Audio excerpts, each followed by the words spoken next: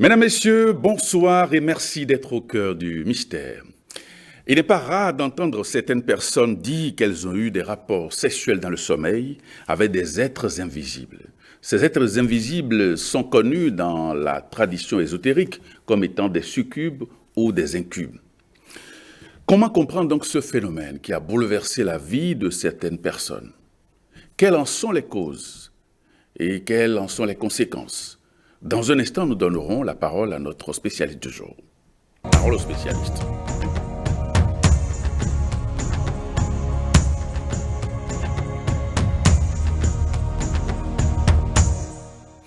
Et nous recevons ce soir Roy Salomon Aléchou. Bonsoir. Bonsoir. Vous êtes spécialiste des sciences occultes. Et nous parlerons donc d'une thématique particulière et qui défraie la chronique, le phénomène de mari et femme de nuit. Qu'est-ce que c'est que mari et femme de nuit? Je salue les téléspectateurs, merci. Femme de nuit et mari de nuit. Nous allons donner une explication simple afin de permettre à tout le monde de bien comprendre et de bien cerner ce dont on veut parler aujourd'hui. D'abord, il faut comprendre que les esprits que nous appelons des maris et des femmes de nuit sont des entités démons. Je reprécise toujours quand j'utilise le mot démon parce que souvent quand les gens entendent démon ou quand on parle d'entité démon, on pense que c'est quelque chose de diabolique. Donc d'abord, ce n'est pas que c'est diabolique. Une entité démon peut être une entité bienfaisante comme une entité malfaisante. Donc les esprits que nous qualifions de mari et de femme de nuit sont des entités démons, mais qui sont des êtres androgynes. En réalité, ils n'ont pas de sexe. Ils ne sont ni hommes ni femmes. Alors, ils donnent l'aspect de femme. Et quand ils doivent se présenter à une femme, ils donnent l'aspect d'un homme. Il faut dire que ce sont des entités démons qui vivent dans des mondes intermédiaires. Ils ne sont ni des êtres totalement spirituels, ils ne sont ni des êtres totalement matériels, physiques. Du coup, ils vivent dans des mondes intermédiaires. C'est justement pour ça qu'ils jettent leur dévolu sur les humains, afin de pouvoir se nourrir, parce qu'ils ont aussi besoin de se nourrir pour vivre. Donc, pour récapituler, nous dirons que les maris et les femmes de nuit sont des entités démons, des êtres androgynes, qui, en réalité, jettent leur dévolu sur des êtres humains afin de pouvoir s'alimenter. Voilà. Alors, comment se manifeste ce phénomène de succube et d'incube, c'est-à-dire de mari et de femme de nuit? Les manifestations sont diverses. D'abord, nous irons d'abord sur les différents aspects, les différentes classifications de ces esprits, de mari et de femme de nuit. D'abord, il y a une erreur, quand souvent on parle de femme et mari de nuit, la plupart des gens déjà pensent à l'entité mamie, ce qui n'est pas totalement, c'est pas ça. Quand nous parlons, nous allons donner d'abord le premier aspect. Le premier aspect, c'est qu'il faut comprendre que la plupart de ces entités, qui sont des entités océaniques, en réalité, l'eau étant le réceptacle de toutes les entités avant qu'ils ne se manifestent sur la Terre. Parce que de l'eau est tirée la Terre. Donc la plupart de ces entités ont pour réceptacle l'eau. C'est pour ça que les gens, la plupart du temps, l'attribuent à mamie, ce qui n'est pas. Donc, il y a ces entités océaniques qui jouent ce rôle, qui vivent dans les mers, dans l'océan. L'autre aspect aussi de ces entités, ce sont les défunts. Il y a une manifestation de ces maris de nuit ou femmes de nuit par les défunts. Il y a l'autre manifestation aussi par nos entités familiales. Parce que dans certaines maisons familiales, bien sûr, nous aurons les entités dents, qu'on appelle couramment le serpent, qui sont dans cette maison et qui peuvent aussi soit être des entités uniquement masculinisées avec l'énergie masculine. Et là, vous verrez que dans la maison, c'est les femmes qui seront les victimes. Soit c'est une entité avec l'énergie masculine, avec l'énergie féminine, là, c'est les hommes qui seront les victimes, ou l'entité est vraiment une entité aussi androgyne avec les deux énergies, que ce soit l'énergie masculine ou l'énergie féminine, alors l'entité aussi jette son dévolu sur les deux sexes dans la famille. Et nous avons l'autre type aussi d'entités qui sont des entités étrangères, c'est-à-dire des entités qui n'ont pas de lien avec nous, ce que nous appelons souvent des accidents, des chocs énergétiques. Donc, voilà les différents types d'aspects que nous voyons au niveau de ces types de maris de nuit. Et si nous prenons par exemple le premier cas, nous avions parlé des entités océaniques qui vivent dans l'océan. J'ai dit tout à l'heure pour expliquer les maris de nuit que ce sont des entités qui vivent dans des mondes intermédiaires. S'ils sont dans des mondes intermédiaires, c'est qu'ils ont besoin de vivre. Et pour vivre, comme vous et nous devons nous nourrir. Et pour se nourrir, ils ont besoin de l'ensemble féminin. Ils ont besoin de l'énergie primordiale de l'être humain, de l'homme. Alors, ces entités océaniques jettent leur dévolu sur une femme ou un homme, vient alors coucher avoir des rapports sexuels avec l'homme ou la femme dans son sommeil, au plan astral bien sûr, et puise de l'énergie. Vous allez voir, et puis le monsieur il tient des rapports sexuels dans son sommeil jusqu'à ce qu'il arrive à éjaculer. Ce n'est pas en fait l'éjaculation qui est le problème, mais c'est l'énergie qui est dans l'éjaculation, et c'est de ça que vit cette entité. Alors une telle entité vient puiser de vous. Cette entité, en réalité, quand ça commence, vous allez voir que vous ne pouvez pas vous en départir aussi facilement. Parce que c'est un peu comme si c'est votre boulot qui vous nourrit. Vous avez un business qui vous rapporte de l'argent. Vous n'allez pas quand même vouloir qu'on vous l'arrache aussi facilement. Donc c'est la même chose. Cette entité a besoin de vivre. A besoin de vivre. Et pour vivre, alors j'ai son dévolu sur l'être humain. Donc vous épuise, vous faites des rapports sexuels dans le sommeil, que ce soit l'homme ou la femme, même chose. Quand nous prenons le cas des défunts, le cas des défunts, la plupart du temps, c'est lié, vous voyez, je prendrai différents exemples. Le premier exemple est lié à un couple qui vous vous êtes promis jusqu'à la mort. Vous êtes fait des promesses, oui, pris des engagements. Des engagements. Ouais. Les âmes sont engagées. Ouais. Alors, soit le monsieur ou la femme décède, et l'autre a oublié qu'il avait pris des engagements pour la vie et la mort, commence par sortir avec une autre personne. Quand la personne qui vit encore n'est pas spirituellement élevée, alors le double, bien sûr, parce que la mort n'a jamais existé, ce n'est qu'une transformation, donc le double de cette personne qui est partie vient vous rappeler l'engagement. On s'était dit pour la vie et pour la mort. Alors, il ne vous laissera pas justement en paix, et ce double, justement, se comportera exactement comme les entités démons, viendra faire l'amour avec vous, et vous allez voir, la plupart du temps, quand c'est même des entités démons liées aux défunts, ils viennent jusqu'à ce que, quand c'est la femme, vous vous réveillez le matin et vous voyez du sperme qui coule de votre cesse. Parce qu'il est là, une fois quand ça commence comme ça, inévitablement, votre nouveau mari commence par lui bloquer un certain nombre de choses et autres. Donc, il y a aussi les défunts. Pour les défunts aussi, ça peut ne pas être votre conjoint direct, ça peut être un défunt, un prétendant, même un simple prétendant, qui est un défunt, qui vous désirait tellement avec une certaine force, mais qui n'arrivait pas à vous avoir. Mais une fois alors qu'il a transplanté de l'autre monde, maintenant, il voit qu'il a plus de capacité spirituelle que vous, alors il se dit maintenant, je viendrai chercher alors ce dont j'ai tellement voulu et que je n'avais pas eu. Donc si aussi vous-même, votre niveau spirituel, vous n'avez pas un degré avancé en spiritualité, alors cet esprit se comportera exactement aussi comme une entité démon et viendra aussi exactement abuser de vous. Les défunts aussi, ça peut être lié à la famille.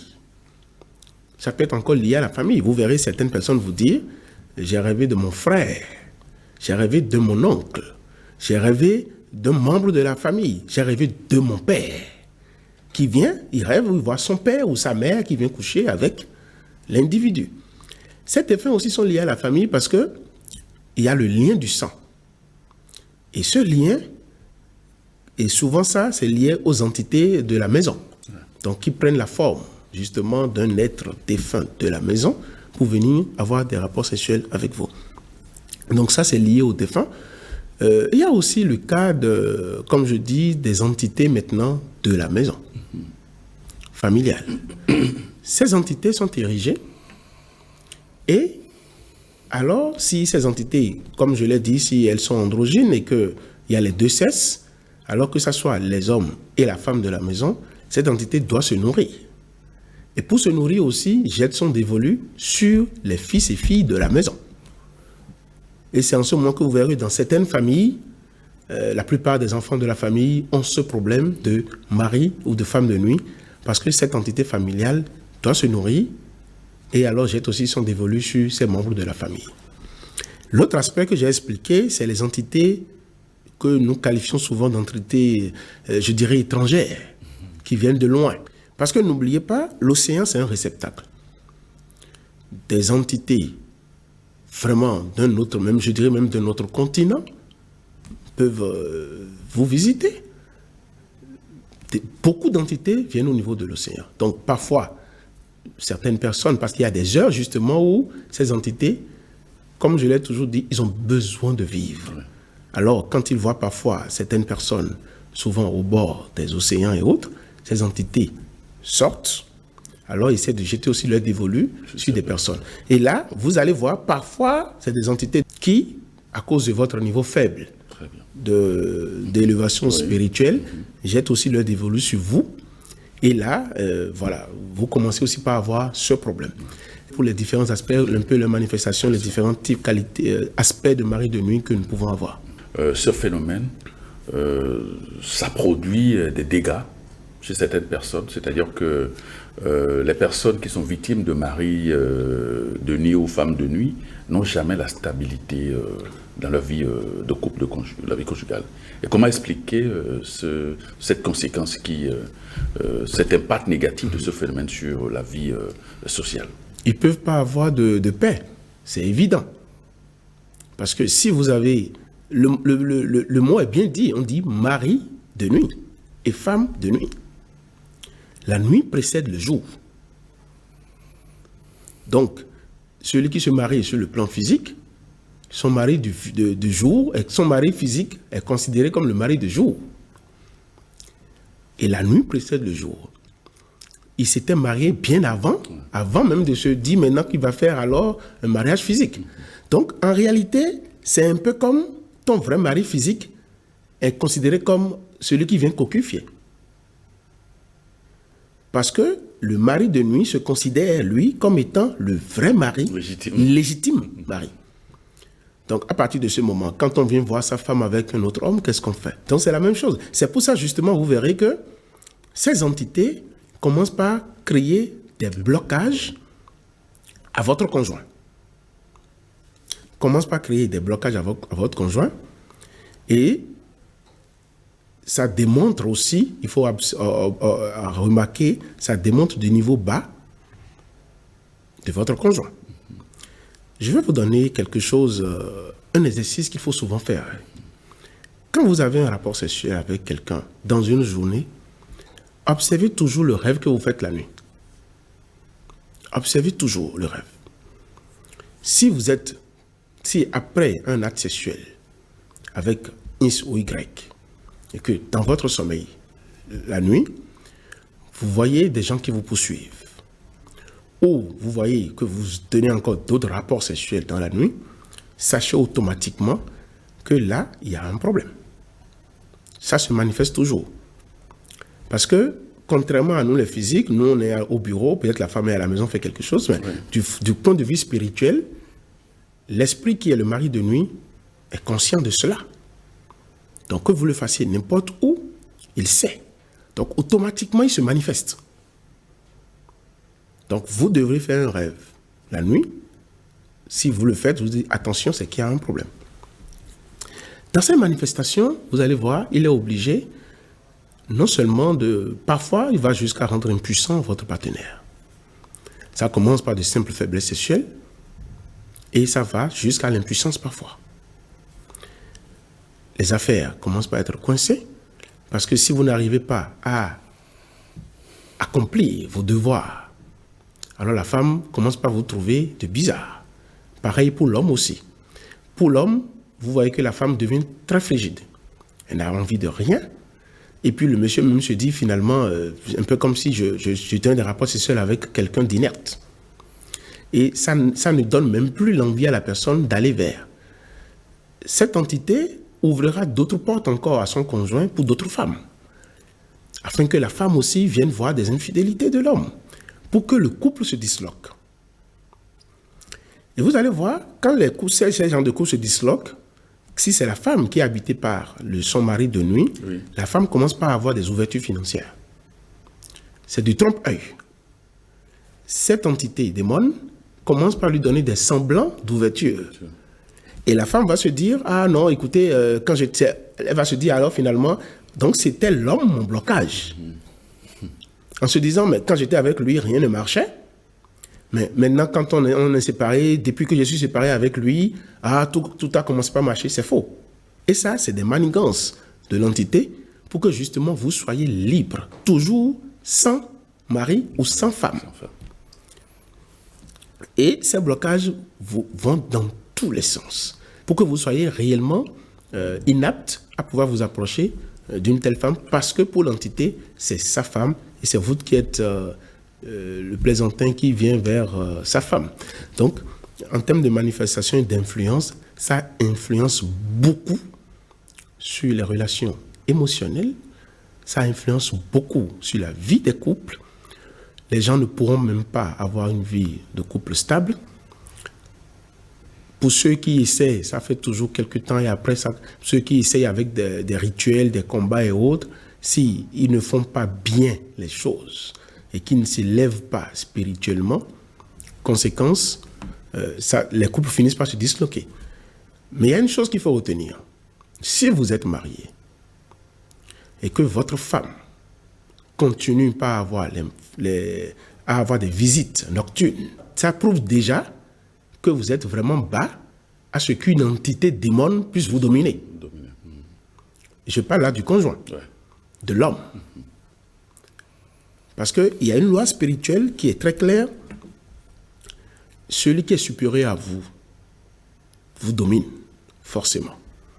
Donc, une entité qui vit dans les mondes intermédiaires, qui est une entité démon, si cette entité commence et continue par avoir des relations sexuelles avec votre épouse, même quand vous êtes marié, ça prouve déjà de votre état d'esprit, de votre niveau vibratoire.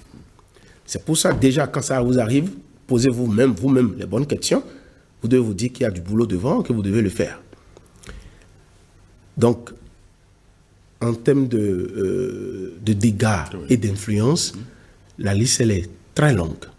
Mais rassurez-vous, tant que vous n'allez pas prendre les dispositions nécessaires pour cela, la femme, en quelque, va dans tous les sens. L'homme aussi, pareil. Il ne pourra plus avoir une femme sous son toit. Il ne pourra plus avoir un homme sous son toit. Et la plupart de ces gens sont liés, sont orientés beaucoup plus vers la débauche. Et ça, c'est encore alimenté par l'entité démon. Parce que si vous restez trop, si vous êtes une femme et qu'un homme vous fait la cour, et que vous restez trop, ça devient du sérieux. Ce n'est pas avantageux pour lui. Alors, il vous met dans toutes les situations nécessaires afin qu'il n'y ait pas une situation aussi sérieuse. Mais quand aussi, il y a certaines entités qui sont tellement jalouses à un niveau où vous n'aurez même plus l'envie, quand vous êtes une femme, qu'un homme vous touche. Et vous trouverez plus de plaisir quand il passera la nuit, l'entité, et vous allez tellement jouir aussi que vous-même, vous allez dire, je me sens même bien avec l'entité qu'avec mon mari physique. Il commence par vous ouvrir certaines portes et commence par élever aussi votre ego pour que vous parliez mal à votre époux afin qu'il s'éloigne de vous. Donc commence par flatter votre ego Et il sait bien que pour pratiquer votre Lego, il faut que vous soyez libre. Donc, c'est des trompe-œil que cette entité met devant pour pouvoir justement vous garder comme sa proie, vous garder afin d'utiliser votre ensemble séminique. L'entité ne vous donne rien, en réalité. Parce que ce qu'elle puise, cette entité, ne vous donne qu'une petite partie. Vous pensez que vous prenez quelque chose. Mais l'entité vous prend votre vie. L'ensemble séminique, c'est votre vie. C'est votre énergie primordiale. L'entité en a besoin pour vivre. Mais une fois que l'entité prend cette énergie, vous donne peut-être le millième de ce que vous voulez, et vous voyez ça en forme matérielle, vous êtes content, et vous pensez, elle ne vous donne rien. Voilà. Alors, quelles sont les causes de ce phénomène-là qui, on le voit, est déstabilisant totalement? Quelles en sont les causes? Les causes sont multiples. D'abord, il y a ce que nous appelons souvent le principe normal des choses, c'est-à-dire le principe de la création.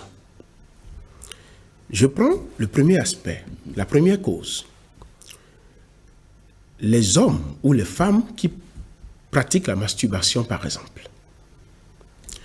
La masturbation, ça veut dire quoi? Une femme qui se masturbe seule. Oui. Et veut atteindre l'orgasme. Pour atteindre l'orgasme, l'ensemble séminique doit se libérer. Oui. L'ordre normal, c'est qu'il faut les deux polarités. Mais quand la femme, ou l'homme bien sûr, commence par se masturber, quand c'est la femme, il lui manque la polarité masculine. Ouais. L'ensemble séminique qui doit sortir même de l'intérieur, l'ensemble séminique qui doit sortir, dans cet ensemble, il y a le sang. Tout le monde le sait. Donc, dans cet ensemble séminique, il y a le sang, et ces entités démons se nourrissent de sang. Donc, une fois que vous commencez la masturbation, vous appelez inconsciemment ces entités qui viennent se nourrir de votre ensemble séminique.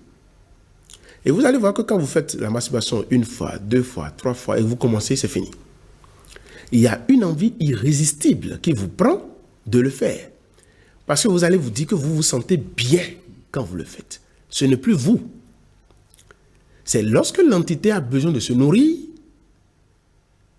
qu'elle vous crée le désir irrésistible. Et tant que vous n'allez pas le faire, vous ne vous sentirez pas bon. Parce que vous devez le faire pour qu'elle autre se nourrisse. Donc, il y a la première cause, il y a ceux-là qui se masturbent, que ce soit les hommes ou les femmes. L'autre chose, c'est les entités familiales. J'ai dit tout à l'heure que ces histoires de mari de nuit et femmes de nuit sont pour la plupart des entités ossianiques. Certaines entités dans nos maisons familiales vont alors se faire amis à certaines entités ossianiques qui viennent alors qu'ils jettent le dévolu parce qu'ils doivent se nourrir. Parce que ces entités sont corrompues. Et une fois que ces entités sont corrompues, feront amis avec certaines entités ossianiques, parce que justement le niveau vibratoire de l'entité familiale a été corrompu. Ces entités alors commencent par jeter les dévolus, puisque l'entité de la famille est pour la famille. Et une fois que ces entités familiales sont corrompues par certaines entités ossianiques, alors ces entités maintenant jettent les dévolus sur les membres de la famille. Mais si l'entité de la famille est androgyne et a les deux sexes, bon, en tout cas pas les deux sexes, mais se manifeste, voilà, par les deux sexes, alors il jettera son dévolu sur et les hommes et les femmes de la maison. Donc là, c'est quand certaines entités sont corrompues, là aussi c'est une autre cause. L'autre cause aussi de ce phénomène de mari et femme de nuit, c'est notre parole. Ce que nous disons nous-mêmes. Nous disons certaines choses. Nous entamons une relation que nous faisons, nous pensons que nous disons des choses pour le plaisir de le dire. Mais nous oublions que durant l'acte sexuel, deux âmes s'unissent, deux énergies s'unissent. Et dans cette élévation énergétique, nous faisons des professions de foi. Nous disons certaines choses. Et après, pour un oui ou pour un non, on oublie les promesses. Et ces âmes, parfois, veulent réparation. Alors, vous avez déjà dit, c'est pour la vie et la mort. Et ces âmes qui veulent réparation, alors, viennent jeter leur dévolu sur vous, parce que durant ce que nous appelons l'union mystique qu'il y avait eu entre vous, où les deux énergies s'unissaient pour alors devenir la seule énergie qui doit monter, vous êtes fait des promesses de foi. Attention, ces énergies reviennent vers vous, alors pour vous rappeler vos promesses, pour faire réclamation et pour vous utiliser comme mari et femme de nuit. L'autre cause aussi, c'est les défunts, que j'ai dit. Vous voyez, il y a parfois, pour déjà ceux qui ont des maris défunts ou des femmes défunts, pour la plupart du temps, quand, soit parfois même les rites funéraires sont mal faits. Vous êtes un couple, votre mari décède, et les rites funéraires, pour réellement séparer tout ce qui a été dit durant son séjour terrestre, ces rites funéraires n'ont pas été faits convenablement. Alors, rassurez-vous, ça a encore une cause. C'est pareil aussi pour la femme. Parce que beaucoup de choses se sont passées. Vous avez passé des moments, des années ensemble où vos énergies sont déjà corrompues. La mort n'a jamais existé. Ce n'est qu'une étape. Donc c'est vous qui pensez qu'il est mort. Il a juste laissé... Changer de demeure. Il a juste changé de demeure. Oui. Il a juste laissé l'enveloppe corporelle. Donc une fois qu'il a laissé l'enveloppe corporelle, vous pensez qu'il est fini, mais non. Donc il continue justement à honorer son engagement de c'est pour la vie, c'est pour la mort. C'est pour ça que les rites funéraires doivent être convenablement faits pour lui rappeler qu'il n'est plus là. Ça dit sa nouvelle demeure. Oui. Pour lui rappeler son nouveau taux vibratoire. Donc voilà autant de causes. L'autre cause aussi, c'est par rapport à ces entités étrangères qui ont besoin de s'assouvir. Et pour ça, certaines personnes tiennent des rapports sexuels dans des lieux, pour nous, je dis souvent, on ne peut pas interdire. Chacun a ses envies. Oui. Mais il faut faire attention. Tout est bon, mais tout n'est pas permis. Oui.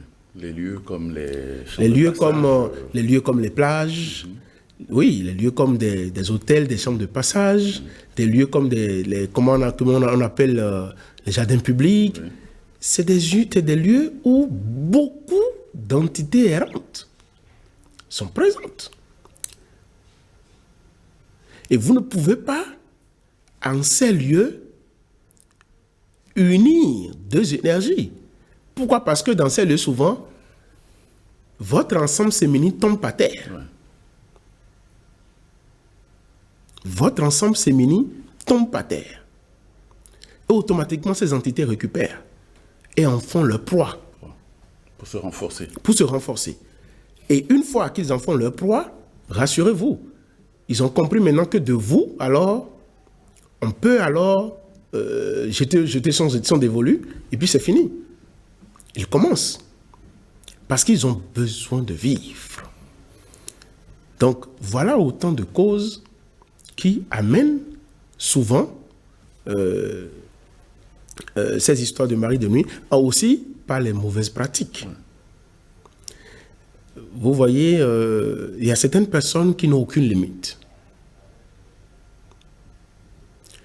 L'acte sexuel, c'est un acte sacré. Et qui vont à l'acte sexuel avec tout le monde.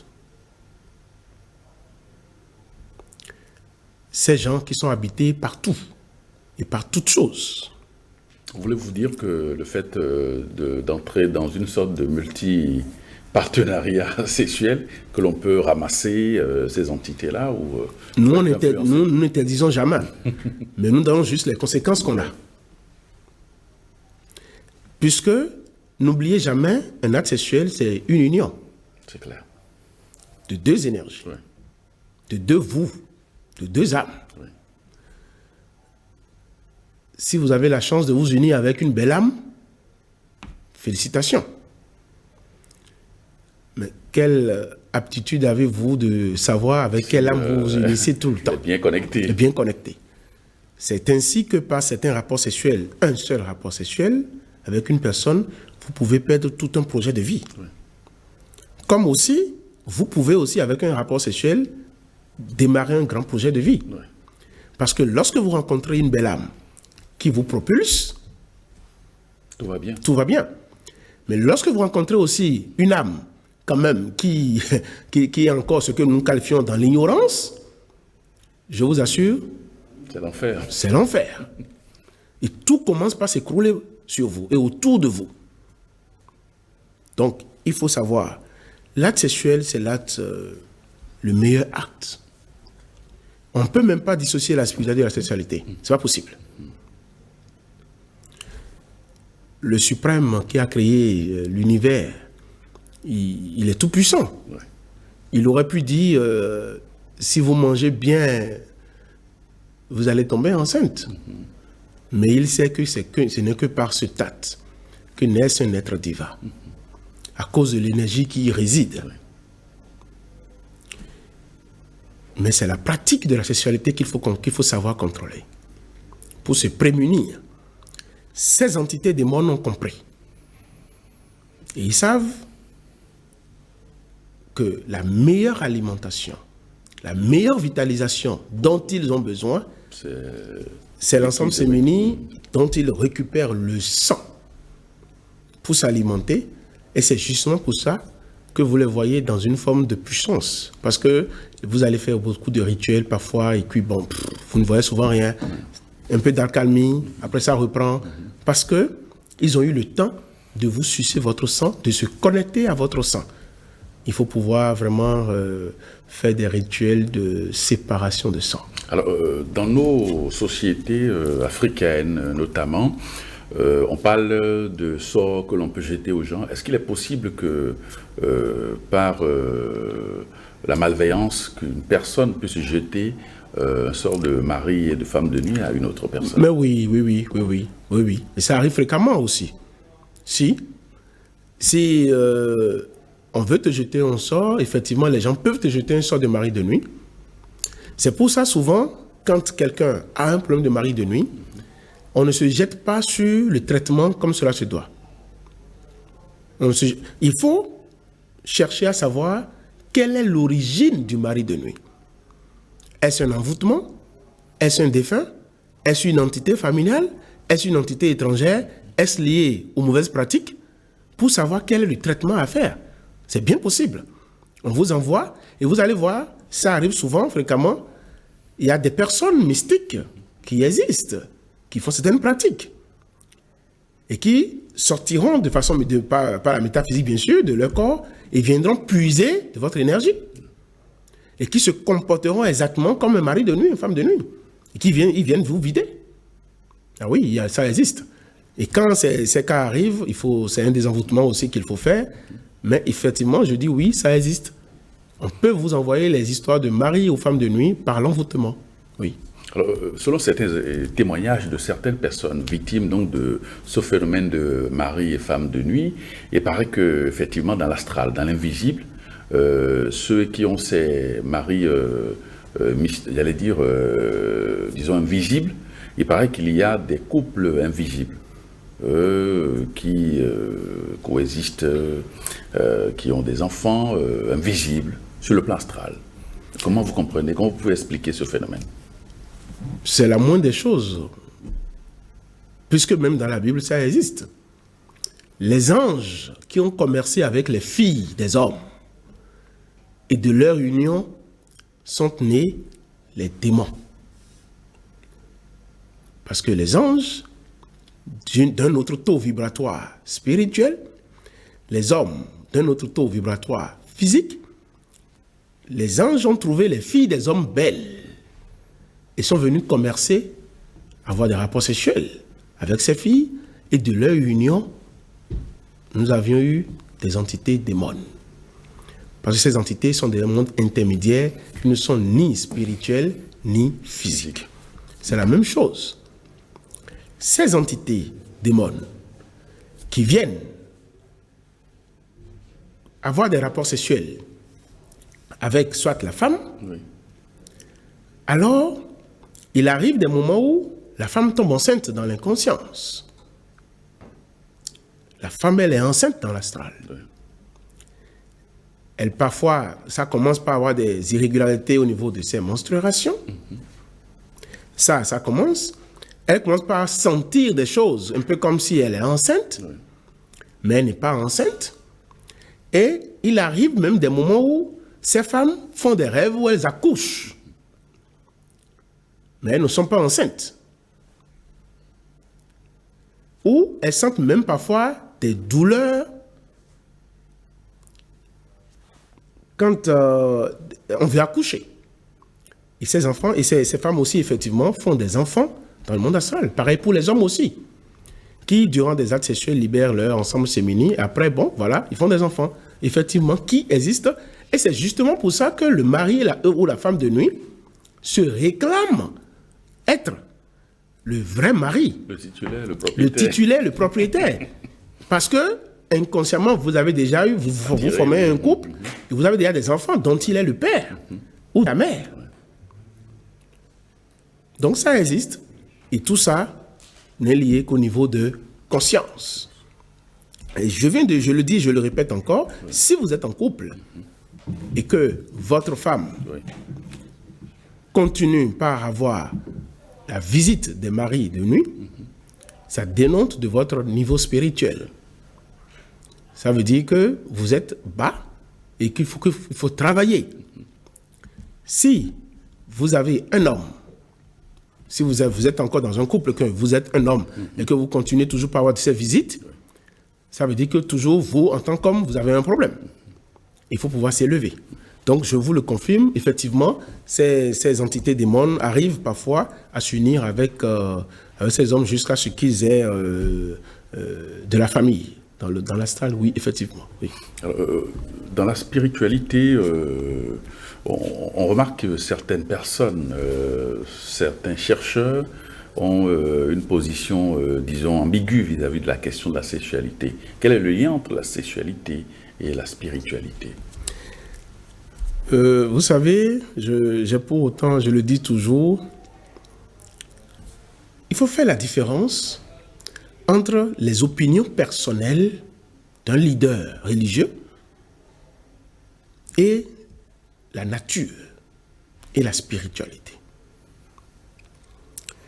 Le sexe est la plus belle chose qui puisse vous arriver sur cette terre.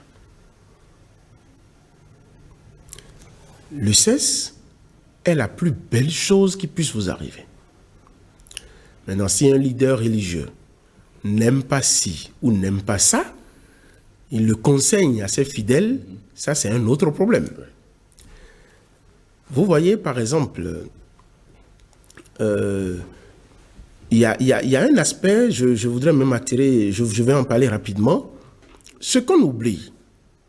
Vous voyez, lors d'un acte sexuel, déjà j'ai dit, lors de l'acte sexuel, les deux énergies s'unissent et vous faites dans un acte de foi des promesses. Salomon Léchou, comment remédier de manière durable à ce phénomène de mari et femme de nuit?